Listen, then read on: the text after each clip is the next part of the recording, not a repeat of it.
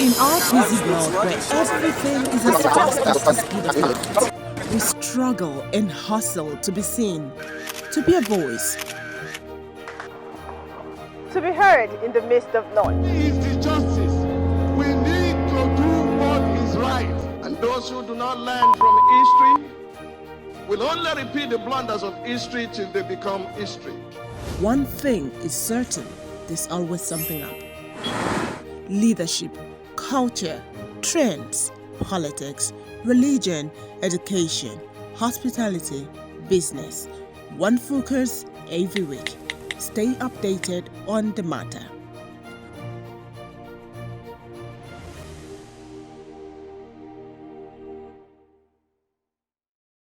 Good evening and welcome to The Matter. My name is Otobasi Tom, your host. Now, this content is reaching you via the platform of Tito Television X Studios. So, if you're yet to follow our page, kindly click on the follow button so you can have unlimited access to all our content, plus on-the-spot notifications of new updates. All right. Now, our platform gives you the opportunity to air your views and contribute your voice towards nation building, especially on topical issues that are of public importance. Of course, today on our show, we'll be taking a look at women and politics achieving developmental goals. But just before we get started with that, let's quickly take a look at top headlines across the week that has made news that you want to look back on.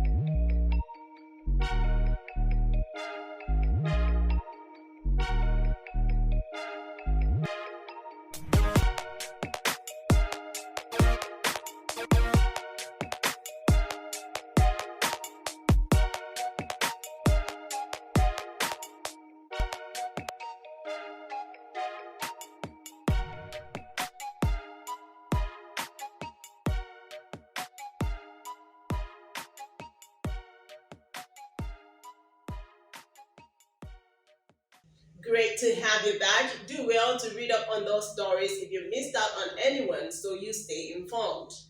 All right, moving ahead. Today on our program, we will focus on women and politics, achieving developmental goals. So, what is the role of women in nation building, and how important is it to have more women in leadership position? In a world dominated by men, conversations like this usually triggers a superiority complex by men. It usually is more or less a power tussle between the male folk and the female folk. It always bothers on who should lead who. But most times this happens in developing countries. But how has this affected developing and underdeveloped countries from achieving developmental goals? Let's take a look at that on this feature. When we return, we continue on the show. Women's equal participation and leadership in political and public life are essential to achieving the Sustainable Development Goals by 2030.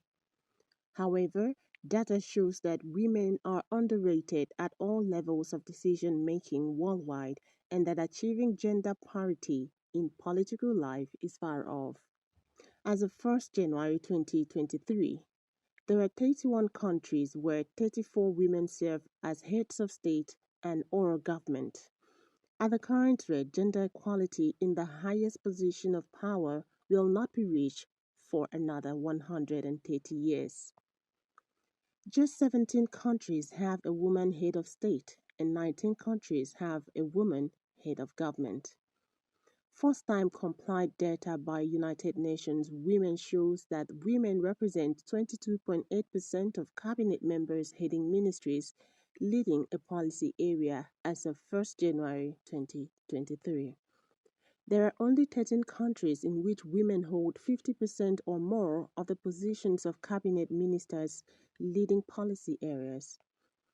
The five most commonly held portfolios by women cabinet ministers are women and gender equality, followed by family and children affairs, social inclusion and development, social protection and social security, and indigenous and minority affairs.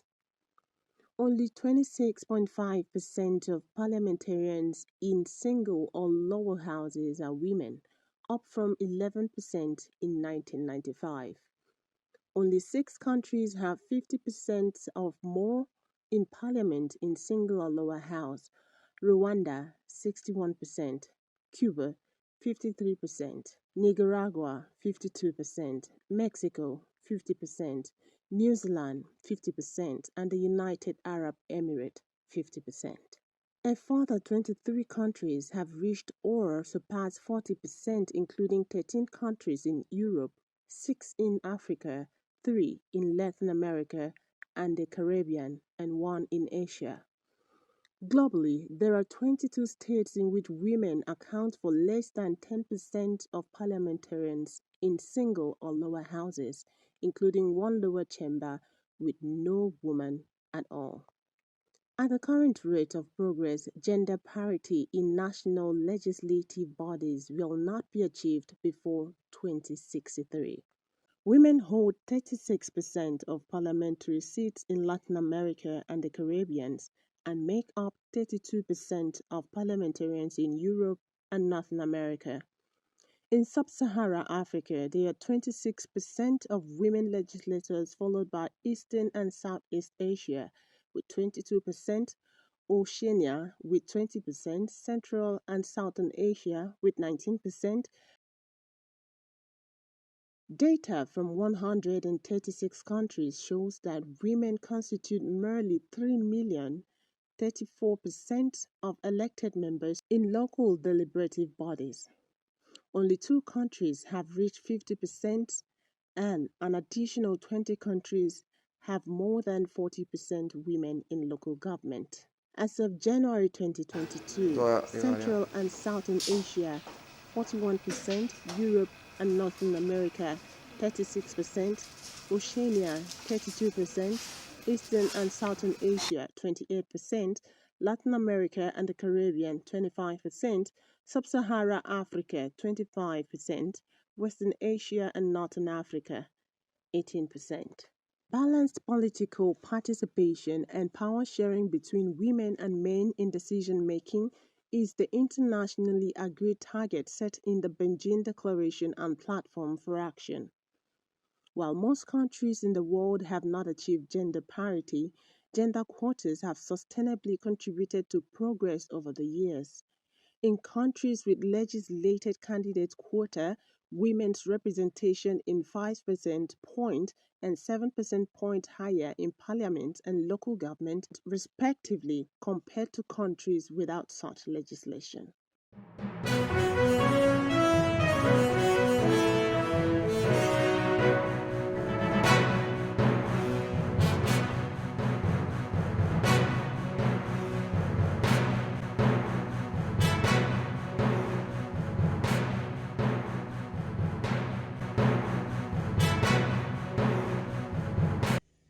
Wow, interesting conversation I could see there. But one thing I have noted there is that almost all over the world, women are at a disadvantage. Now, only very few countries have seen the need to carry women along when it comes to leadership position. I've seen some countries that have given women a 50-50 opportunity with the male folk, and they're doing pretty well. They're doing pretty well. In Nigeria, where we are now, I wouldn't want to laugh, but when we talk about more women having more positions of leadership, but in politics and in ministries or in the corporate world, the issue or the question that has always been punchy is, what do they have to offer?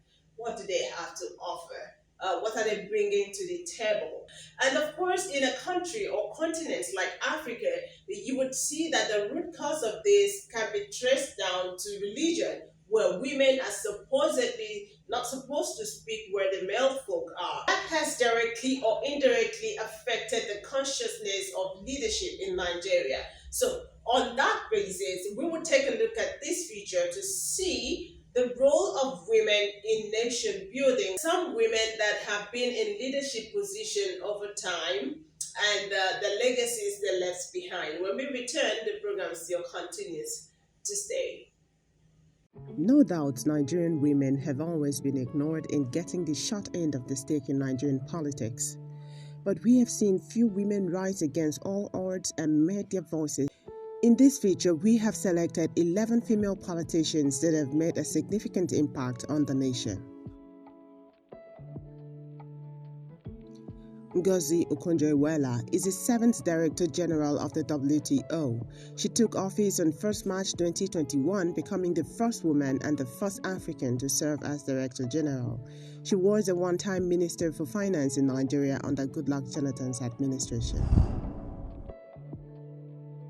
One-time governor-elect Ashaitu Dahiru Ahmed is currently a sitting senator of the All Progressives Congress (APC), representing Adamawa Senatorial District in the 9th Assembly. She was formerly a member of the House of Representatives representing Yola North, Yola South, Giri Federal Constituency as a member of the People's Democratic Party in the 7th Assembly.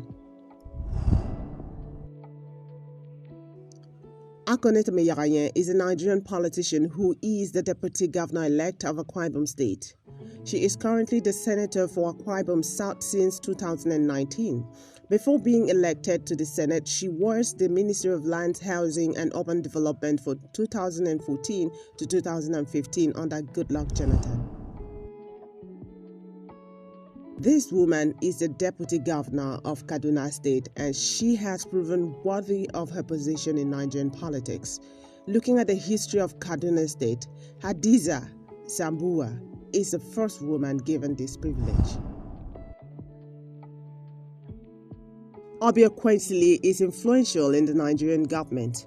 She rose to become a federal minister serving in 2 different offices. She was the Minister of Solid Minerals 2005 to 2006 and Minister for Education 2006 to 2007. Glory Manuel-Edet is a Nigerian princess.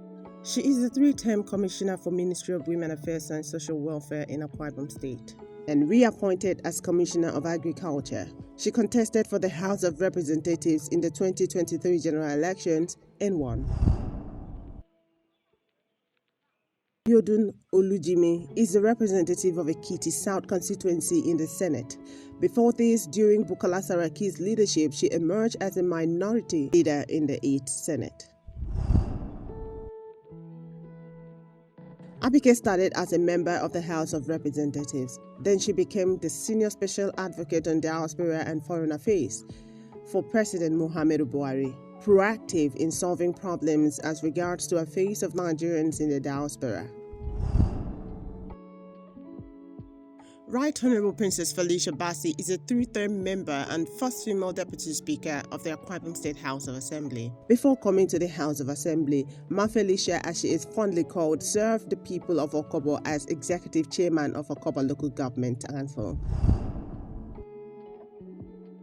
Here is a former female contestant of the Kogi State 2019 election. She contested for the Kogi State governorship under the Social Democratic Party, SDP. In the history of Nigeria, there have been many great women. Many have been lost in history and many are not on this list, but we appreciate each of their efforts. Well, those are women who left legacies while they were in leadership positions or while they're still in leadership positions. You will agree that if you put the ratio of men who have failed in leadership side by side with the ratio of women who have failed in leadership, the women, for given the little opportunity they have, figures would tell that they've done better. So given more opportunities, they could still do better. Well, that is from my standpoint. And yes, they just concluded elections, almost saw to the emergence of the first female elected governor in Nigeria, but for the little twist that came in during the rerun in Adamawa State, where Fintiri actually emerged the winner, that's the incumbent governor.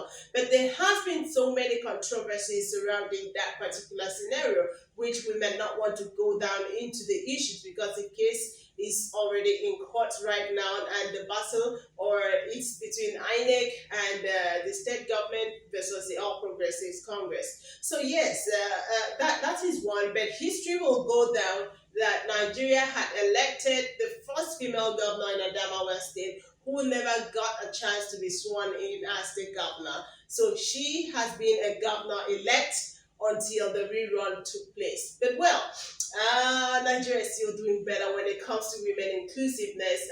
They're trying. So we look forward to see more women assume appointed position in the coming administration. But then, if you look at it very well, I think the women actually do deserve this because when you look at the elections, the campaigns, the sea of heads that we saw, they were mostly women of all ages. You could see young teenagers, you could see average women, adult women at 30s. You could even see elderly women coming out en masse to show their support, to show the willingness to get involved in governance, to get involved in the process. So I feel the reward should come. The reward should come en masse, both at the national and at the state level, so that women can also still feel included in the scheme of things when it comes to governance and leadership position. So yes, we should look beyond Commissioner for Women Affairs. We should look beyond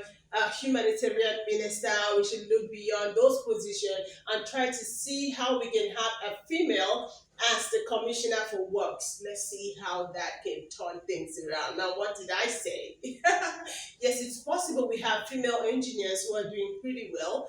Yes, and we have some females who are very committed to what they want to do.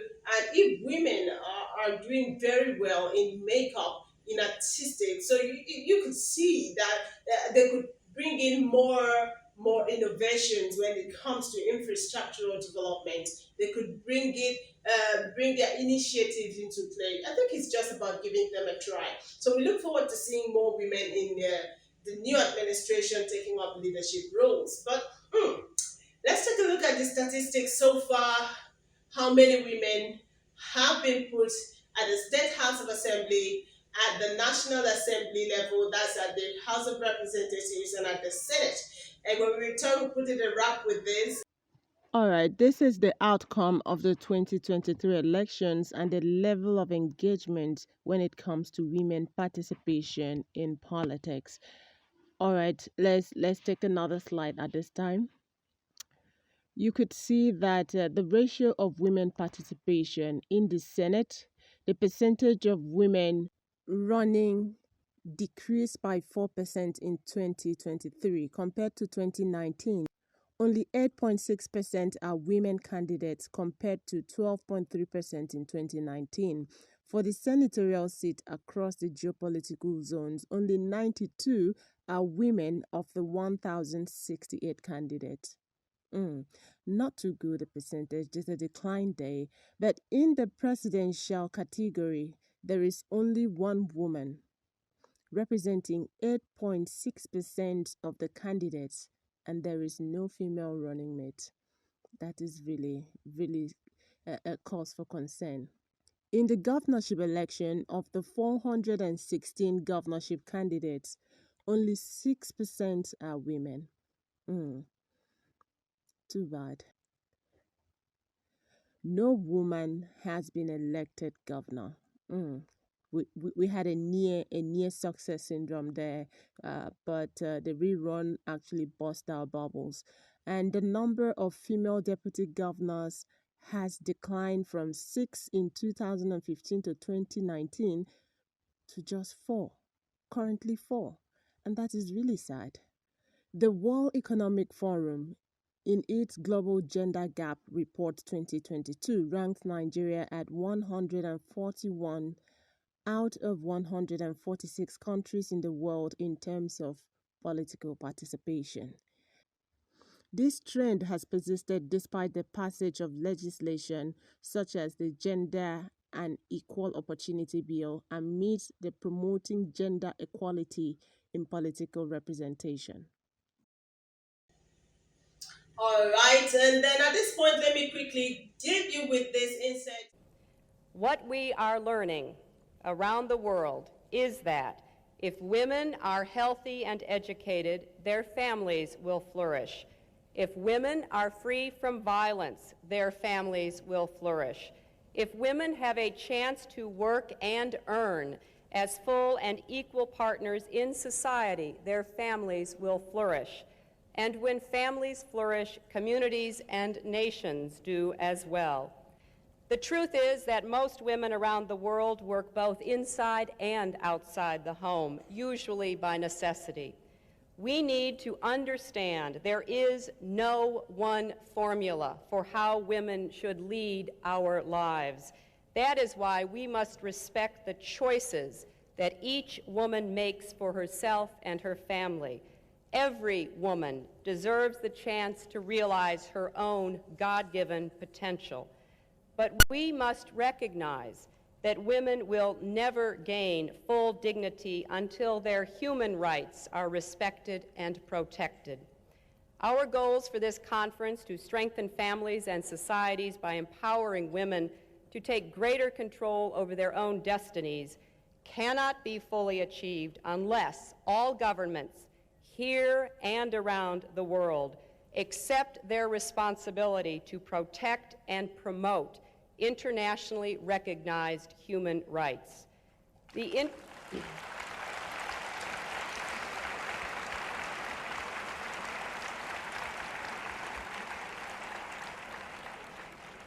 international community has long acknowledged and recently reaffirmed at Vienna that both women and men are entitled to a range of protections and personal freedoms, from the right of personal security to the right to determine freely the number and spacing of the children they bear.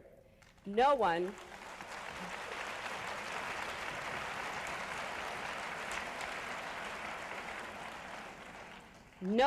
should be forced to remain silent for fear of religious or political persecution, arrest, abuse, or torture. Tragically, women are most often the ones whose human rights are violated.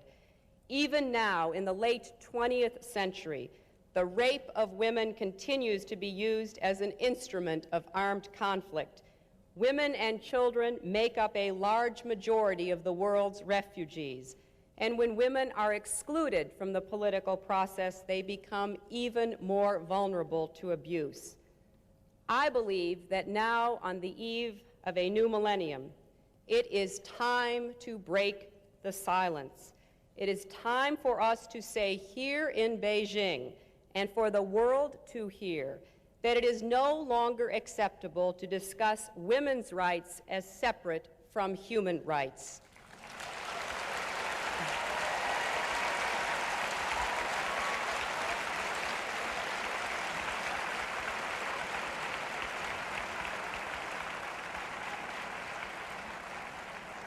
These abuses have continued because for too long, the history of women has been a history of silence. Even today, there are those who are trying to silence our words. But the voices of this conference and of the women at YRO must be heard loudly and clearly. It is a violation of human rights when babies are denied food or drowned or suffocated or their spines broken simply because they are born girls.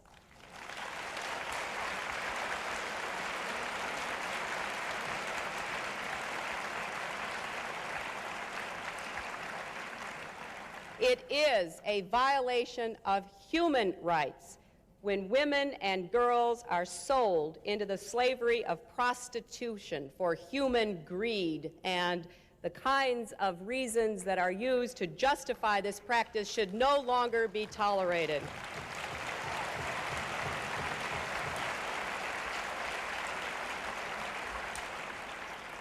It is a violation of human rights when women are doused with gasoline, set on fire, and burned to death because their marriage dowries are deemed too small.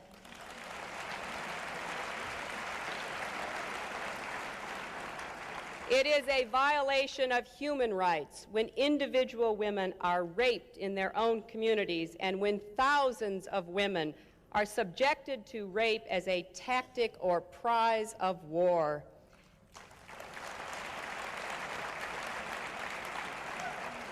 It is a violation of human rights when a leading cause of death worldwide among women ages 14 to 44 is the violence they are subjected to in their own homes by their own relatives.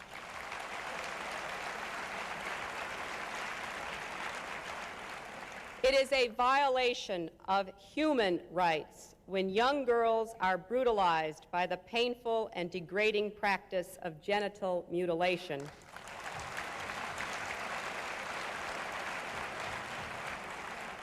It is a violation of human rights when women are denied the right to plan their own families, and that includes being forced to have abortions or being sterilized against their will.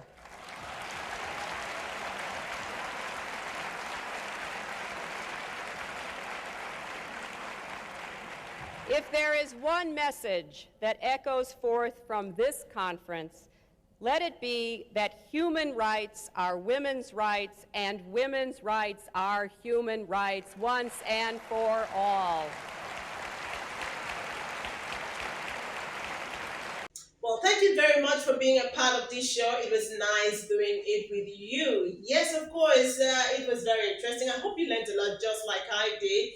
And then as we look forward to having more women in leadership positions, we should have the young girls trained to take up these positions as they grow older.